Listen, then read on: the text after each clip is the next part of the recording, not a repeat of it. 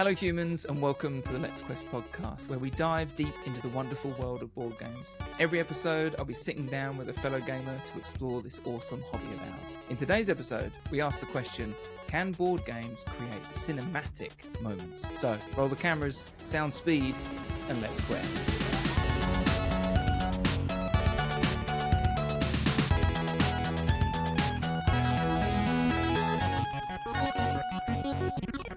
Okay, and today I have Mr. Cinema himself. It's me. It's him. It's Marty. He's back. Thank you for having me back. It's good to be here.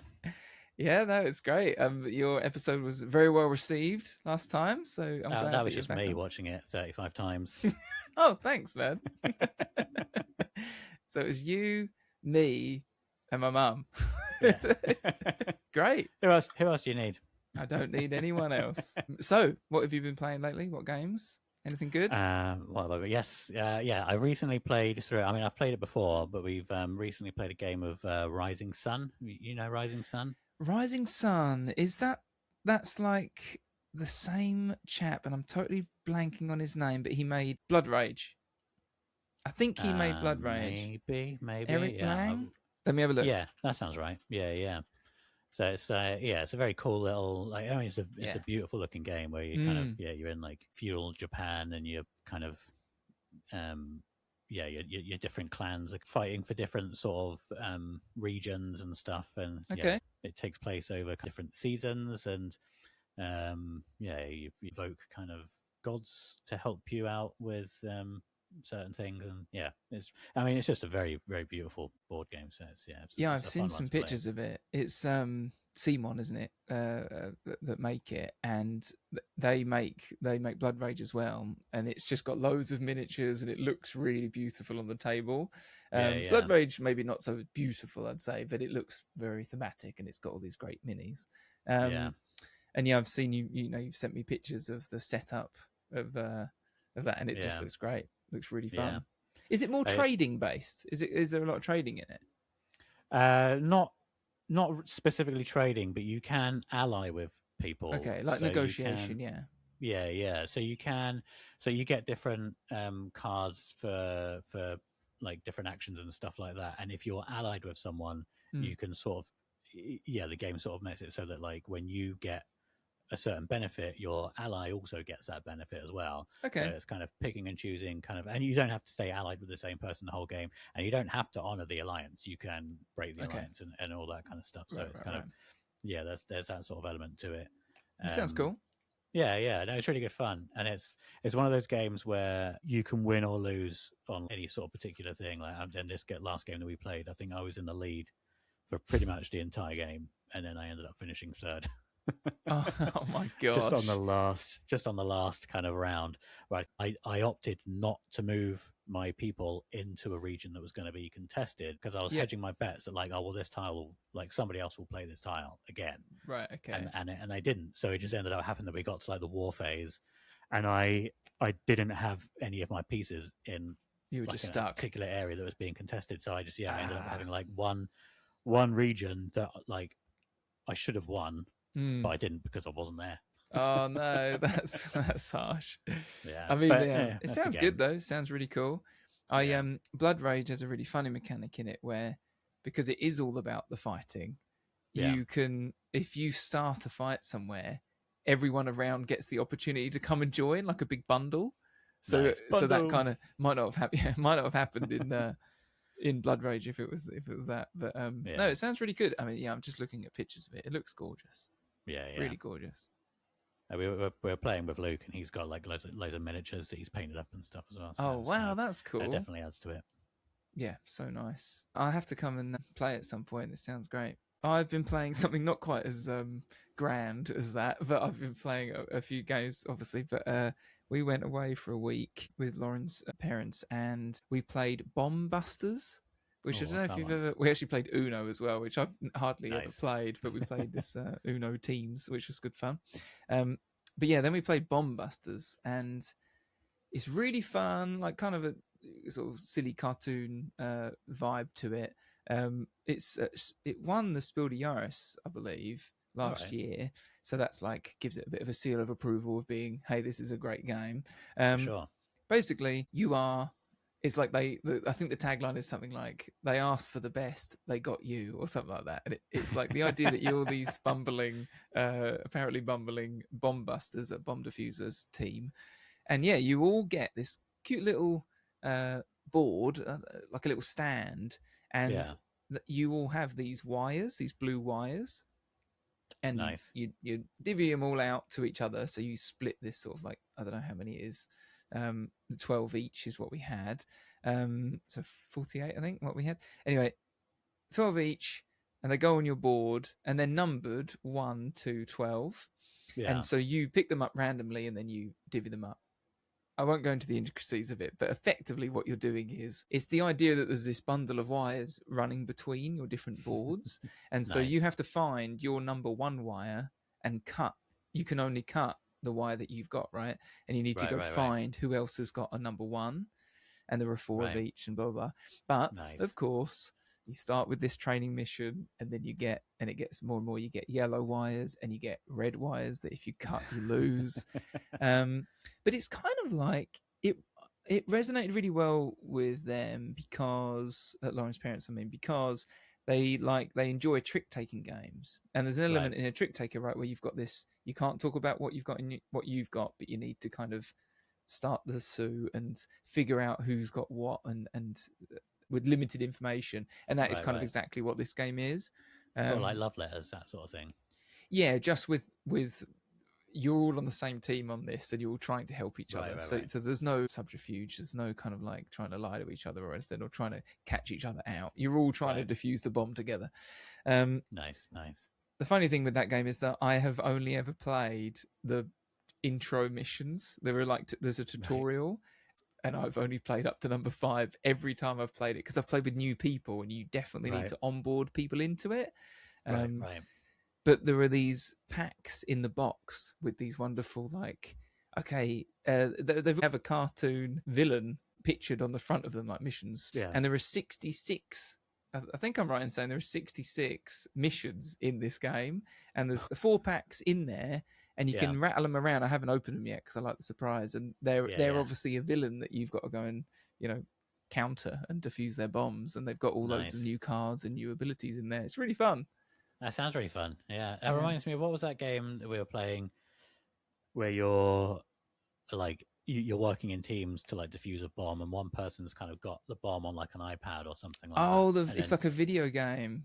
Yeah. And it's like you have to sort of like like the other person can't see the screen, so you're describing to them what you're seeing on the screen, and they have to like go through the book and like, oh, is it like a yellow wire, or is it like is a number in this corner, and that kind of thing. And yeah, it's keep talking and nobody explodes. That's it. Yeah, nice. It's a Steam game. Really, it's a PC game. That is so fun. Yeah. And you print off all the instruction manual for the bomb and everything. Yeah. Really I think fun. That's why I thought it was a board game, because we had the printouts. But yeah, it had all the printouts. That gets really complex. And actually, I played it we played it all just recently, didn't we? And I discovered then that you can mod that game, and people have created all these different puzzles on it, because they've obviously gotten like used to the puzzles. Yeah. But even we very quickly like got into territory where we were like, how do people do this fast?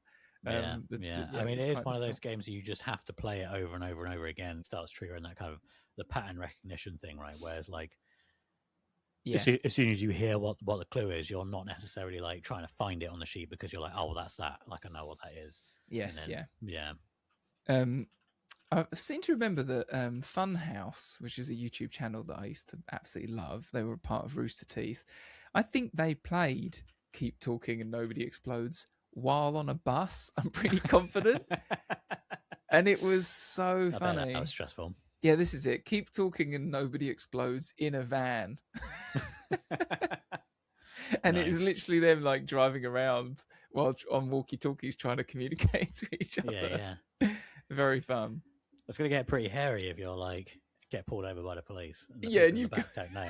I've got a bomb. Yeah, for sure. Great. Okay. Well, and speaking of, I mean, what more dramatic, cinematic thing could you have than a bomb explosion? But let's go into our main topic, which is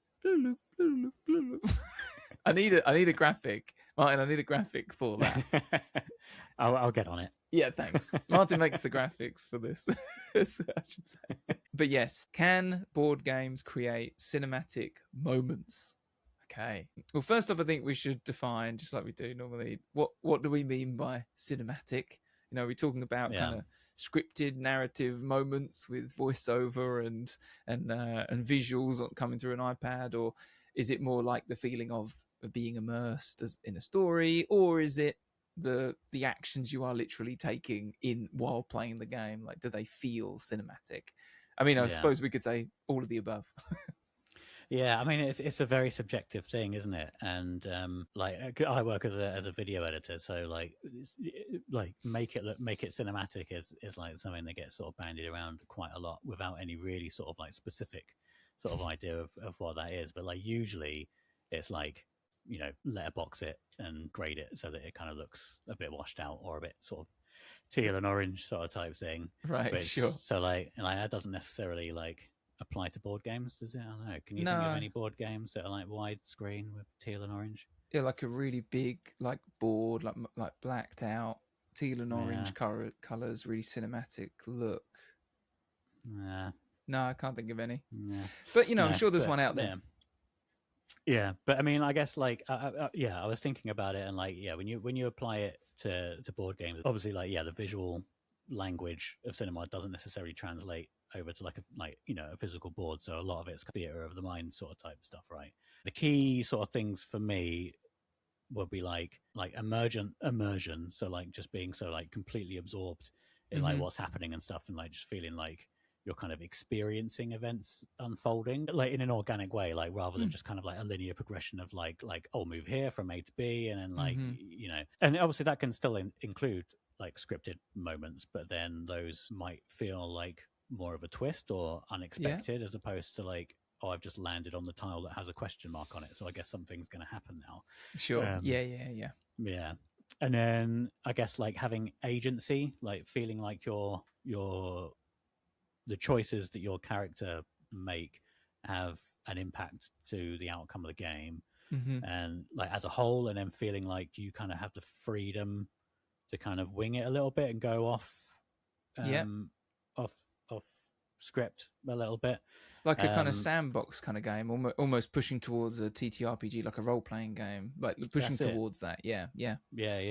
And then having sort of meaningful character stakes as well. I mean, that ties back to the immersion, but sort of feeling like your character in particular has a lot to win or lose from the situation, even if it's at the expense of the overall objective of the game or of the other players. And I mean, I suppose it's difficult for like a game to kind of hit all of those things. But I think like if it does one thing particularly well, like then it can kind of it gets the seal of cinematic. Funnily enough, while you're chatting there, and I haven't put this in the show notes, but you know, talking of a game that does hit all of those, and I know we've mentioned it before when we chatted, but Twilight Imperium kind of does do that, right? Like it might be quite a long cinematic experience, but it definitely has those sort of high points of drama where you are, you know, if you're talking about high stakes emergent gameplay, you having agency. I mean, sometimes I will say it doesn't feel like you have much. If you're not having great game, not every action is gonna be some blockbuster hit, but sometimes you can get really big moments in a game like TI. And I think that's just because it's so broad, right? Like there's just so like it's not like a normal board game where you're moving your pieces around and everything just sort of flows out of that. Like the map is just massive, and it's kind of you build it as you're going along, and the game has been created for these points of tension, right? Like you know, you can pretty much spin up any of the factions that you can start the game with. You know, it's a highly asymmetric game. You know, the traders, the trader factions, they need everyone else, right? That you have a strength and then you have a weakness, and to win the game, you are going to need other people's strengths. The big warrior factions that are in it, the Sardak Nor and stuff, they're great at fighting, but they're not good at trading. Don't have much to offer. So they're not good at research, right? So if they need it, the Jolnar, they're the big brain fish. They can research, and they can also offer research and technology to any of their allies. And like you say, emergent gameplay comes out, and then there are these high points that can definitely feel cinematic. Yeah, and also, I find that big games like that sometimes you remember for ages afterwards. You remember like, oh, do you remember when this happened or that happened? And to me, that means it must have been slightly cinematic because it stuck with you. I mean, even just through the process of investing 14 hours into a session, you're just kind of even just through that, you're like, I need to win, and I need to know my character well, and I need to know everybody else's character well, and you're invested in how kind of everybody interacts with each other. And let's not scare people off. Let's say 10 hours. It only took 14 hours because we had lunch and dinner and an awards ceremony midway through it, Martin. For sure. It was one of those games, wasn't it, where we started at like 10 in the morning, and then by 2 o'clock in the afternoon, I think we were like, I get it now. Like, we should start again. And we didn't start again, but we were like, okay, I'm in it. Like, I'm locked in now. I'm here now. I get it. It was when Ash turned up to the table and he knew all the intricacies of his people and everything, but he didn't know how to play the game. Well, I mean, talking about, because you've got that version of cinematic, but you've also got literal cinematic, right? Like, as in, these are movie tie-in games, or leaning on the IP and then trying to use gameplay that kind of embodies what's happening in that. Yeah. And top of mind came to me when I was thinking of like, what is the quintessential game tie-in movie franchise that I can think of? And it was The Thing, the board game. Well, there's a couple of different versions of it, but the one that I've seen a lot of, I haven't actually played it, but I've watched multiple games across different channels. No Rules Barred coming to mind as like one of the most recent ones I watched. It was so fun. It's called The Thing Infection at Outpost 31. Nice. I remember it being really hard to get hold of. I tried to buy it at one point and it was so hard to get hold of, but hopefully they do a second printing. But yes, I mean, you can already imagine what the kind of gameplay loop of this is, right? It's a semi co-op. You're all trying to work together, trying to fix the base and fight the thing or the things. It's a game like where you turn over a card and it says whether or not you're infected, and the person who is infected can actively infect others secretly. And nice. Yeah, and you've got the blood test moment from the film, like that's like this massive thing. And then it all kind of gets to the end of you kind of trying to figure out who's not playing the game properly. Yeah.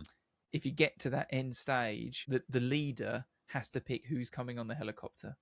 Right. And at that moment, it's so like, it feels like desperate. It's a couple of hours long game. So you might have been sort of sat there lying to each other and trying to keep undercover. And then, I've seen games where people get to that moment and it explodes with this, like, I'm the thing.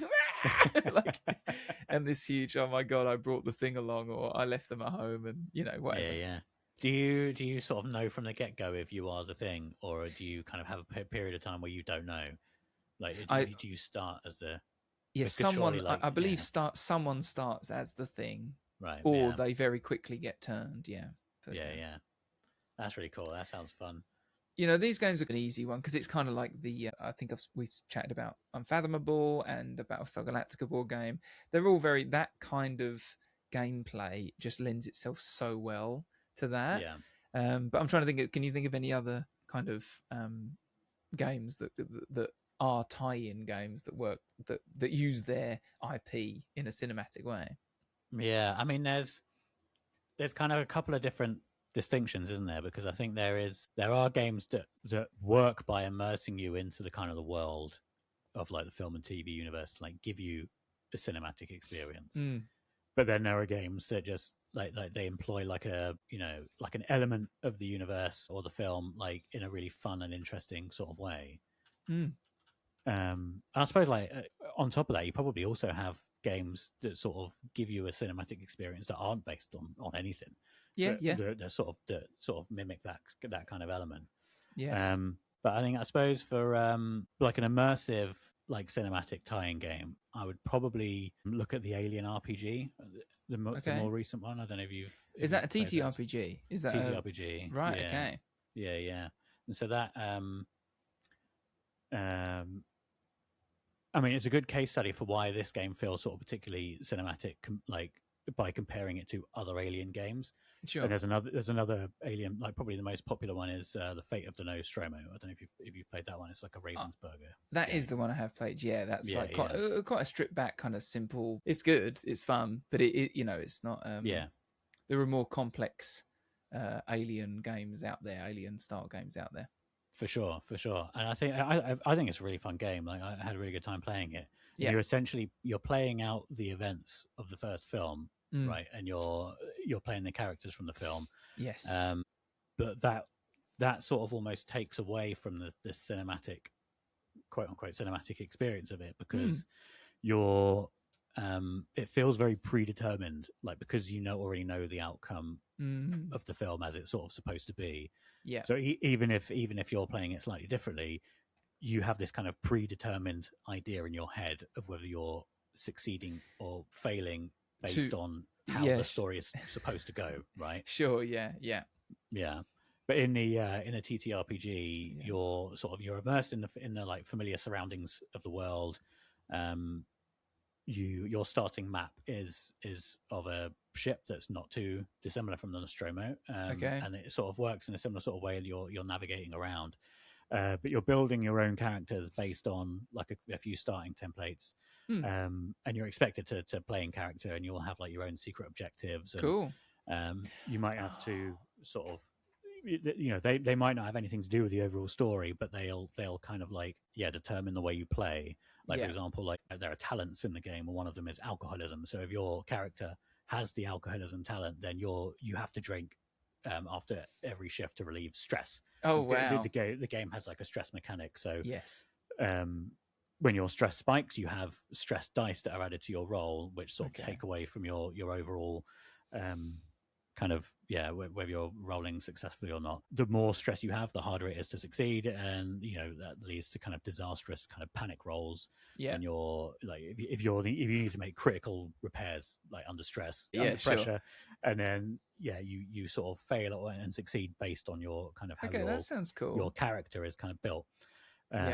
That sounds really cool. A light bulb has just gone off that I have seen this game played by Oxventure and I think NRB. And it did look really fun. I really loved how they gave everyone these secret objectives kind of beforehand, which is a great trope of that sort of genre.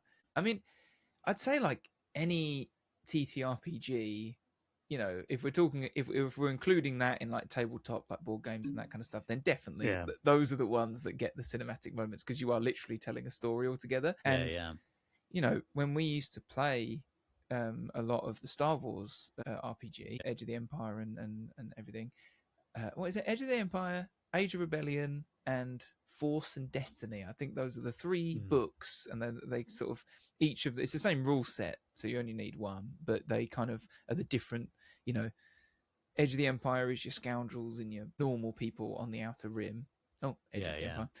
And then you've got the Age of Rebellion is the ace fighter pilots, and it is the soldiers, the rebels, and all that. And then you've got the Force and Destiny, which is the Jedi and the lightsabers and the bits. And they all have all of them in, but they focus rule sets. And we used to love playing that. And still now, decade definitely later, I remember those sessions almost like visually. Like I can remember the scene because we used to tell the story as the scene opening, and we would describe the camera angles and the fade to blacks and that kind of stuff, because that's what Star Wars is, right? And whenever I think about them, I dream them in sort of pictures. Sometimes I almost feel like I was like, oh yeah, we were there. Do you remember that? No. Yeah. No, I mean it's great when a game gives you that kind of feeling, isn't it? Where you're sort of like you feel like you're living through it. And yeah, I think Star Wars in particular. I think I guess it's like very subjective to kind of what you're into, right? But if you're into Star Wars, as we both are, is like you really want to get lost in it, don't you? Yeah, for sure. I'm trying to think of talking on TTRPGs just quickly, or two things, maybe three.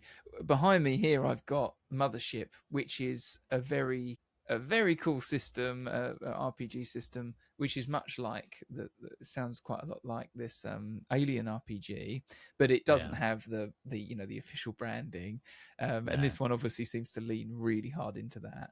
But Mothership, what's a really cool thing is that it's definitely set within that kind of retro NASA punk. You know what I mean? It's kind of like this tape cassette style future, which is very cool aesthetic that Alien films established. This is definitely set within that.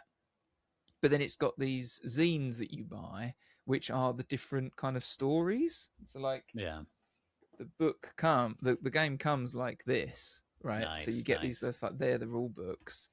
So it comes with these cool zines that you can buy or print out or just get digitally, to be honest. And like this is like one of the more official ones. And then you've got Decagon, which is published by Slow Quest, written by Waco M. But yes, this is really cool.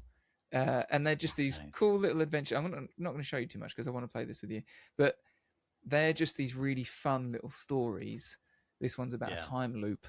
And you get all the tropes of it. Everyone's, you can get secret objectives, you get stress. The good thing about these are it's not expected that you're going to survive. And one of my favorite things is that written actually big on the box, but here it's written again, is the kind of ethos of the game, which is survive, solve, or save. Pick two.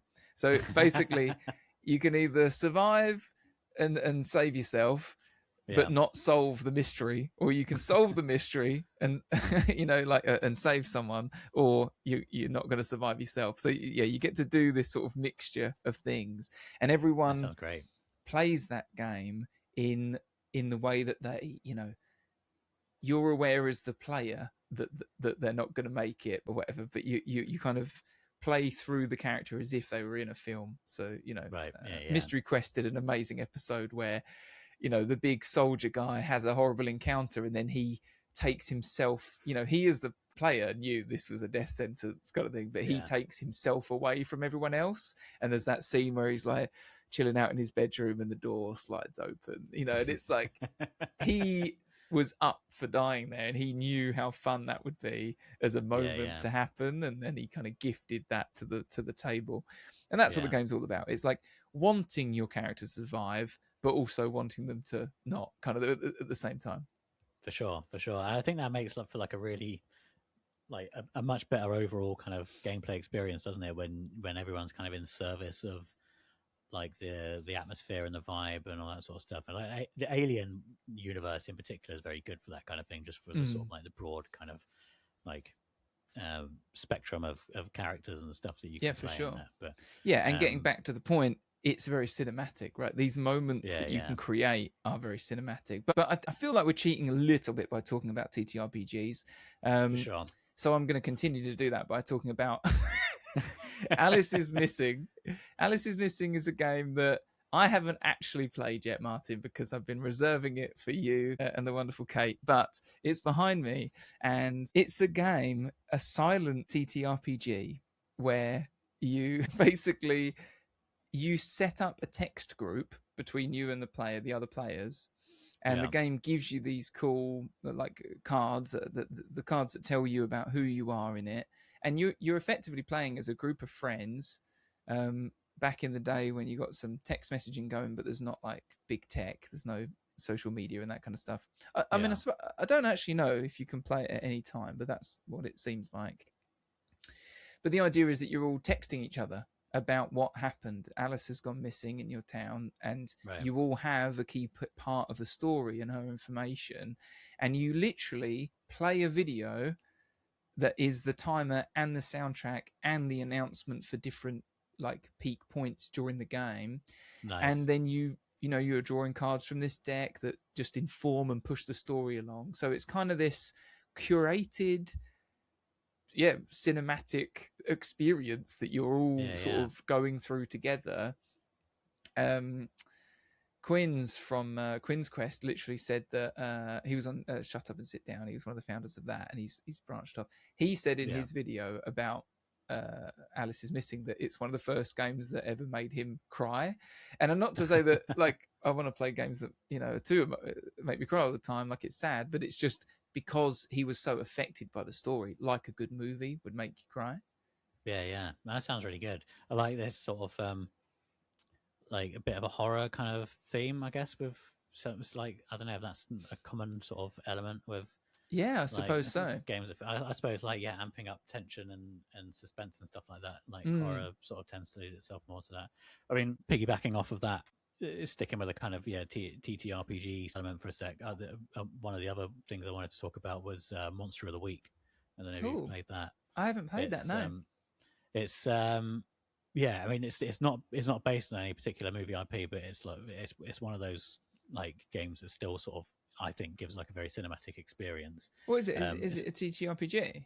Yeah, it's very kind of D&D sort of style thing. It's like, your characters are built on traits and have this interconnected character history, which you build for both your player and the other characters in your quest. So, for example, you'll have a list of options like this player knows about your criminal past. Okay. This player once saved your life and now you owe them one, and this player is a distant relative, and then you assign those traits to other people around the board, and then those people will also have traits that they'll assign to each other and to you as well. So you're like instantly all connected to each other.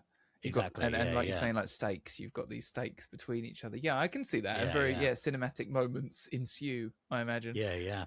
And then that kind of between you as well, you're kind of drawing up a history of the location of where you are and stuff. And then so before you've even started playing, you've created this kind of rich tapestry of place and character and very cool stuff. And the adventures themselves are based on tropes of like kind of serialized TV shows like X-Files and Buffy. So I guess technically more TV than cinema, but I think for me, like, the experience is still very much the same. Like there's a lot at stake. You're heavily invested sort of not only in your character but the other characters and how they interact and stuff, and it's cool. Yeah, it's definitely really fun. I'll have to give that a look, because it's ringing a bell, like hearing that Monster of the Week, but then that might be because that's quite a common term. But Monster of the Week. Yeah, I mean, the name itself is kind of based on that sort of trope of those sort of late 90s, early noughties serialized sort of TV shows, like Supernatural, that kind of thing. Yeah. So I'm going to take us into, let's talk about board games, like strictly a game with a board, with cards, whatever. And I think that, we've already mentioned some that do give us some really great cinematic moments. I mentioned earlier about the idea of like, is it a voiceover and visuals and things? There's a game called Forgotten Waters, which is like a pirate adventure, and it can be really fun. It's got a very kind of fun, light vibe to it. You are all these pirates. You're working together on a ship, but you're also pirates, and you want to be the best pirate. And so you've got your own little story, which is and you're kind of filling in every time you do an action that aligns with the thing that you are good at doing, like, or want to do. You get points, and kind of like what you've just said actually about that game, how you get these interconnected starting point. When you're making your character, you almost kind of do like a Mad Libs style. It'll ask you questions on the front of your little sheet that you've got that is your character, and it'll say like, tell me an object that means a lot to you, and then you write down what it is. Someone around the table's character who betrayed you, and then you turn over and read their story, and you Mad Lib add in those ones that you've put together, and it tells this cute little story about you and how you're then, it sets up immediately the table this moment of, oh well, I don't like Marty's character because Marty Longbeard betrayed me years ago and took the compass, and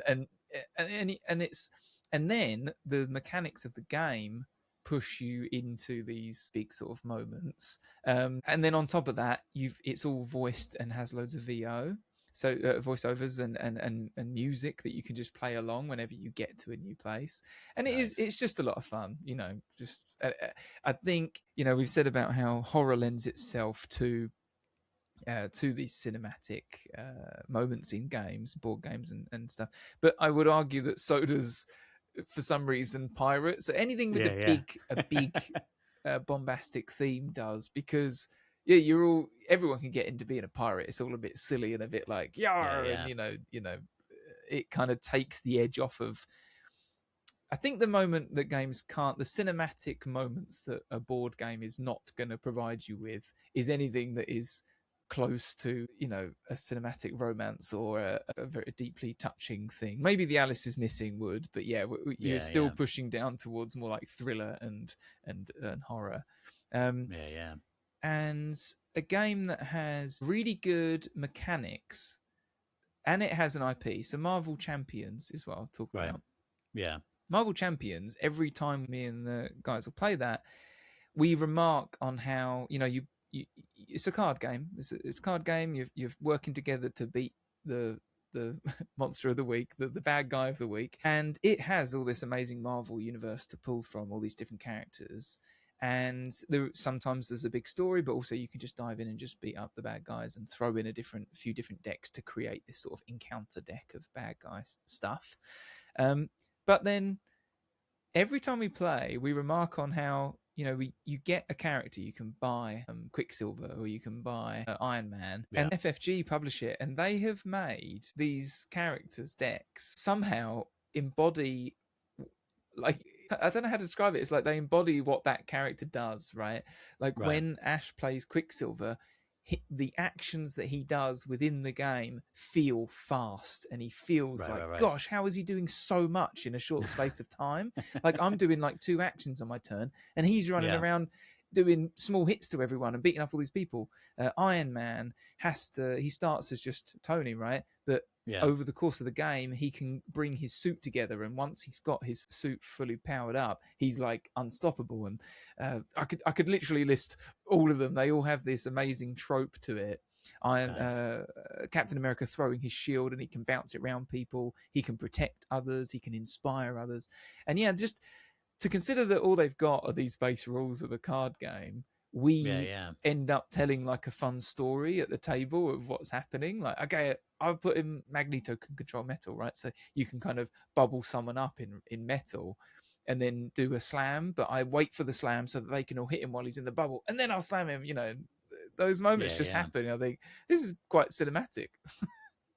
I really like that, because that's a really good example of a game where it's kind of they're working in elements of the IP in a way that sort of make playing the game kind of more unique because of that specific version of it. And I suppose a game that I would like along those sort of lines that I think sort of employs devices from the IP in like a really interesting way would be the Jigsaw Trials game, which is it's a very easy game to play. It's a hand management sort of style game. Not this hand. For listeners, Marty is holding up a rotten, dead hand. I was thinking about just because I've had it here this whole time. I was thinking about just kind of doing that and seeing if anybody noticed. But I don't know if it might have just been a bit distracting. That's so funny. But it's based around the idea. So you're playing as characters who have been kidnapped by Jigsaw as potential recruits to be his successor, and so you're all competing against each other to both build traps that you're putting your fellow players into, while also trying to kind of bolster your own defensive capabilities so that you can escape from the traps that the other players make for you. So you're trapping each other. And so you're basically I've got a little bit of it here. I haven't got the full thing, but you kind of, I don't know if you can see there, but your player, you have like your limbs that are all sort of cut out in this kind of like jigsaw-y sort of style way. And you have like 10 of these blood bags, and basically if you are caught depending on how successfully you're able to escape from the trap, you'll either break bones or lose limbs. Okay. And if you lose limbs, then every turn you are losing blood. You're losing and you blood. die when you run out of blood. And then, well, it sounds like a very cheery game. Wait, what's the hand? Is the hand part of it, or is that just yours? So that's just like from the collector's edition thing. So this is just sort of denotes like whose turn it is. But the really sort of interesting thing about like how you build the traps is you basically have like 3 types of cards for building a trap. You have a mechanism, an object, and an escape card. And I've just got like a couple of them here, and you sort of like, so you basically, there's a pile of cards in the middle of the table, and as you go around, you take it in turns to pick a card, and then once you have enough cards to sort of build your deck, when you have the 3, like the mechanism, the object, and the escape card, you kind of put them together, and it forms a story for the trap. Right. Okay. And then like for this one, I've got a rack mechanism, saw blades object, and a fuse escape, and then together that reads, you are locked in a rack surrounded by industrial-grade spinning saw blades. To continue living, you must use what little reach you have to search around the blades and remove the fuse. If the power remains, then the rack will stretch your limbs and the saw blades will tear you in ways you cannot imagine. Wait, what? That's so cool that they've created those lines of text that all come together. That's so clever. You basically just have like thousands and thousands of combinations, and that's so you're always going to get a different. Like sometimes they don't necessarily always kind of fit together as well as they. But that's a good one. Like, and it just keeps it fun and like interesting and unique and stuff, and like each of the characters have different traits and stuff, what they're good at. So you will try to build traps that specifically work against your opponent's weaknesses and stuff. That's cool. Oh, that sounds really fun. I love that. So it's not necessarily like a cinematic game, but like it's a game that uses the elements of the film in a very unique way. That's really cool. Okay, well, I feel like we should probably wrap up this, but one last one I've got is about where the gameplay feels cinematic, even though the game hasn't got an IP, and even though it's not, anything, and you might not think it is, but the gameplay feels it. Again, I think this card games, which I think would be the furthest thing from it, maybe a heavy Euro game, but the Netrunner, the card game, TCG, and Flesh and Blood, both of those, when I'm playing them, let's take Netrunner, for example, it's asymmetric. One of you is the corp who's building up ice. They're building up defenses against you. And it's all about them, building these defenses and then having traps and springing traps for the runner to hit. And the runner on the other side of the board, it's just 2-player. The runner is trying to infiltrate. They're trying to hack into, using their deck. They're trying to hack into and break the code and access the R&D or the headquarters or whatever. And within the game, even the different cards, like the code breakers and the viruses and the just every element of the game feels like, there's 3 stacks, basically 3 like columns on the corpse side, and you're trying to break your way down to hit one of those. And let's say you're the runner and you hit my headquarters. That means you get to grab a card from my hand. You've literally gotten into my base and you can take a card from my hand, which may or may not, that's how you by the way, you're fishing for the points in my cards. You're trying to find these agendas, they're called, where you're going to expose the corpse big agendas. But it's a cat and mouse game, because a corp needs to put down and invest into these agendas, but all the runner has to do is find it, and then they can immediately get a point from it. This cat and mouse game, it feels very cinematic. You can imagine kind of hackers and runners infiltrating bases and going to their contacts on the street and all that, and a hit squad being sent out in this sort of cyberpunk world. You can, if you want to, you could play the game much like any of these. You could just strip out all of that stuff, all of that cinema. But if you're someone like me, you can bring quite a lot by just really thinking about what's the story here and what's being told to me. And Flesh and Blood, just quickly, another card game, but it's all about, it's kind of a Magic the Gathering, that kind of style thing where you're fighting each other, but they've stripped it all the way back to flesh and blood. The idea is that you're supposed to play the game in person, although funnily enough, they which is wonderful, like, oh, a flesh and blood game, like, let's stop, not video game with flesh and blood. But they released it in like 2020, just when everyone couldn't see each other anymore, or 2019 maybe, but yeah. But they've done amazing, and the game is so good.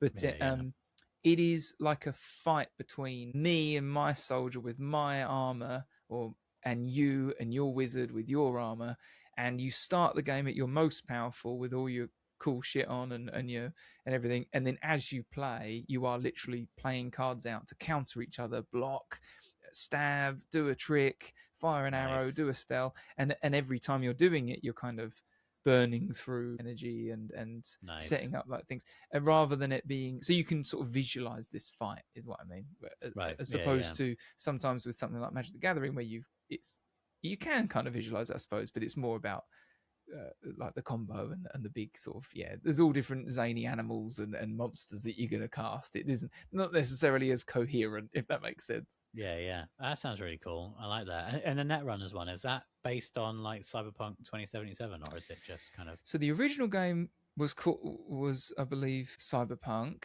I think it was actually called Cyberpunk. There was one, but then there's a series called the Android series, which is a sci-fi cyberpunk style world, and then Netrunner is based on it within that world. So it's very cyberpunk. Like you could change skins on this. I should say that Netrunner isn't called Netrunner anymore. That got stopped because FFG stopped making it. But the amazing community behind it, they started up.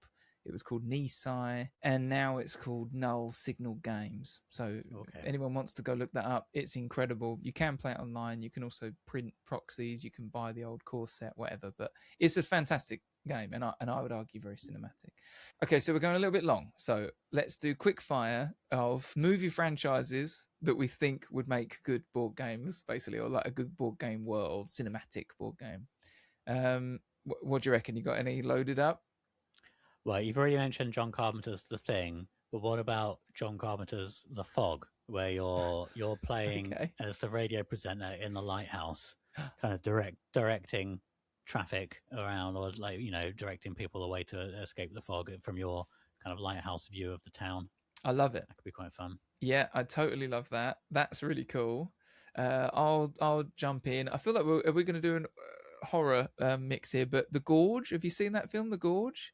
Oh, no, with Anya Taylor-Joy. Yes. Yeah, no, I haven't seen it, but I know of the film. Well, I don't really want to give a spoiler on this. Do I give spoilers? Maybe I shouldn't say the name of the film. It's quite a recent one, isn't it? Well, it's been out more than a year, hasn't it? So it's fine. Okay, spoilers for the film The Gorge, but it is about two people who are guarding the gorge, this huge ravine that seems to be the pit to hell, or some sort of Cthulhu-esque monsters. I won't go into any more than that, but there's some really cool stuff in that film that I think would work really well as almost like a tower defense game of these things coming up, and you've got to set traps and work with the other side, and I think that would be really fun. That could make for a fun game. Maybe like a real-time game, like, oh my gosh, I'm so sorry, but I've just thought of another game that is so cinematic. So it's basically like Starship Troopers the game. It's called Project Elite. And you basically have like hundreds. I feel like I'm not even exaggerating by saying hundreds, but it feels like hundreds. Maybe it's tens, certainly tens of these monsters, these aliens running in, and you as your team are trying to fight against them. The way it's so cinematic, other than the visuals of it, is because it's played in real time. Right, okay. So you play in like 2-minute, 3-minute chunks where you all decide like, right, I need to go for this objective. You need to keep me covered with your super gun. And Martin needs to run because he needs to get back to catch that alien before it gets through the threshold. There's like a line drawn down one side of the board that is, if anything passes this, you lose. And then you hit the timer and you're all rolling dice trying to get the symbols you want, but you might accidentally move the enemy, so you've got to move them, and they're all pushing towards you. And it's like kind of. Joe described it as anxiety, the board game, but it is, but it is really fun, I would say, and so cinematic. So sorry, I had to say that. Get that out. I'm just thinking, are there any other kind of alien-based board games that you can think of that are really immersive and cinematic? I can't think. Yeah, I feel like I've played something, but I just can't think of it. No, I've got nothing. But yeah, any others? Well, what else? Oh, we could do Silence of the Lambs. Okay. Where you're I think this would just be probably a 2-player game. Sure. Where one of you is playing as Hannibal Lecter trying to escape from prison, and the other one of you is playing like the prison warden who's trying to keep him locked in, and you're sort of setting traps for each other. And I like that stuff. Yeah. Oh, that is a good one. You could kind of do like there's lots in that, like Catch Me If You Can, or a kind of, there's a game called of Watergate where it's 2-player, and one of you is the Nixon administration, and one of you are the reporters, and you're trying to, while the reporters are trying to put the pins of red string to join the evidence together, I was going to say the bad guys, but the Nixon administration, very tame, I would say, compared to the activities of the current administration. Not to get into it, but when you read those cards, you're like, "Is that what?" that would be not a good place to be in, is it? When you like he's like, used to mean something, right? It's too shameful what I've done. I must resign for the sanctity of the office. Now you're Imagine like, that. Anyway, not to get into that, but that game is this tug of war between the Nixon administration trying to scrub out that evidence, buy people off and things. And again, I hadn't really thought about it, but it does feel cinematic. Yeah. And then I think my last one would be, speaking of scrubbing things out, would be a board game set in the world of the Matrix, but you're like a robot vacuum cleaner that has to like clean up in the lobby every time it gets blown up. I love it. From some sort of agent incursion. Giant. I like that they would program that into the Matrix. Okay, I like just loads of always getting jammed up with all the bullet casings. Yeah. Trying to think of like what's the silliest game that you could set in the Matrix universe. Yeah, I like it. Well, if anyone else has got any suggestions, then yeah. Oh gosh, I'm trying to think of a film that has a duel in it, a duel between 2 characters. Okay, I got one, but again, I'm going to talk about a board game, I think. But I classic duels that happen. Duels? Can't say that now. It's one of those words that I've said too many times. Now it sounds weird. Star Wars, and it's the end game, and Darth is facing off versus Luke, or when Grievous, this is my Grievous, is fighting against Obi-Wan. These like big duels that happen in films. I would say the climax of a film of cinema. I was thinking when we wrote this up, like, wouldn't that be a good board game that you could make from that? And then I realised that I have, in fact, played that board game, which is from Darlington Press. It's called, I've got it up here, it's called Till the Last Gasp. Really fun. It's this blend of role-playing game with a board game, a card game. You roll dice, you have actions, you have these cards and these stories that effectively both characters you create on the fly, or you can pick from ones that are there. There's these locations, and using the mechanics of the game, you are telling the story of this duel that's happening. And you might draw a card that says, like, how they betrayed you, or what would you say to them after this, or what thing about them, what connection do you have? And then you get to change the stakes of the duel. You can push it towards your mortal enemies who want to kill each other to, you leave each other alive, or actually you kiss at the end, or whatever, you make up and actually you're lovers, kind of Mr. and Mrs. Smith style. But yeah, it's really, I suppose you could tie that in with game. Like the Quick and the Dead, that Sam Raimi Western movie. That'd be quite good. That would be great. Yeah. Okay, we're definitely long now because we're over an hour. So let's move on to the Game Master's Mailbag.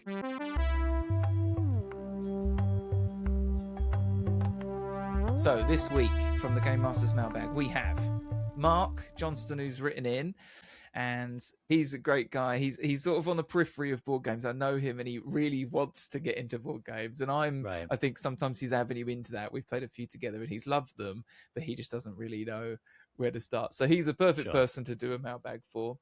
Cool. We all started there. Yeah, exactly. So he puts himself down as a curious explorer is his vibe. Okay. The last board game that he enjoyed playing was Hitster, which I had to look up, but is a game all about. It's dubbed the music party board game. So it's like a card game, fun quiz game where you can kind of party vibes, build your music timeline with over 100 years of hits. Looks really fun. Looks like a fun party game. So yeah, he's enjoyed that. I know that Mark is very much into music. Okay, cool. So he's really into that. Crystal Maze, he said that he would pick a mental challenge. Okay, so he's a thinker, and he definitely is a thinker. Love it. Right. Okay. Yeah, and although I'd also say he's quite physical. We met at the gym, so yes. Right. But yeah, so mental challenges is what he wants, and logic is the normal style of puzzle that he'd do. Sunday afternoon, what's he watching? Pixar animated film. Okay, so the fun and colourful. Favorite video games? He's put down Tetris. Classic. Okay. Love that. Nice. And which do you lean towards? He said that he leans towards adventure, deductive games, and expressive gameplay. And in terms of betraying his friends, he's a no. He's a 1 out of 10, which I think is the lowest you can put on this. So he's not into betraying people or being betrayed. So we'll take that off the list. No, the thing, the board game for you.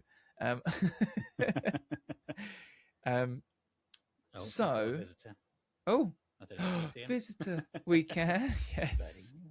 Hello, who's this? You want to talk about some board games? This is Bobby. He has some views on board games.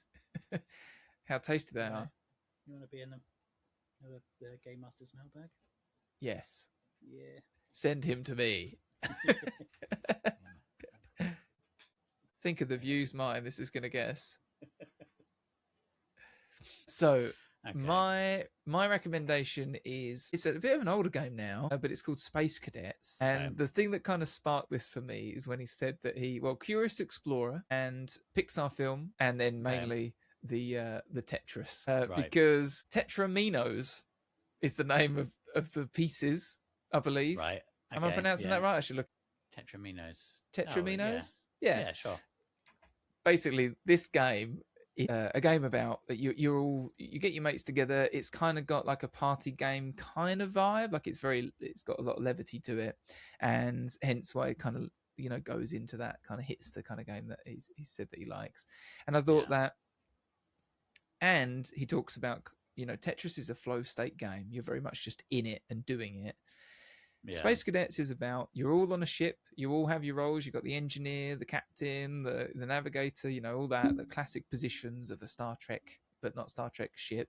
And the way the game's played is each one of those stations has its own little mini game, and they range from a sliding puzzle to a dexterity flicking the weapons officer. They flick a puck and they have to get it just so right. So you got that kind of dexterous game, and one of them has Tetraminos. The it's got these. You basically pull these cards out, and then you have to put your hand into a black bag, and you have to get the right shape for the shape that's there, and then fit them all together. Basically, Nice. Okay. So because everyone's playing these simple rules, like little games. I say simple, but they do expand slightly, and they're also done. It's a real time game, so you're doing them under pressure.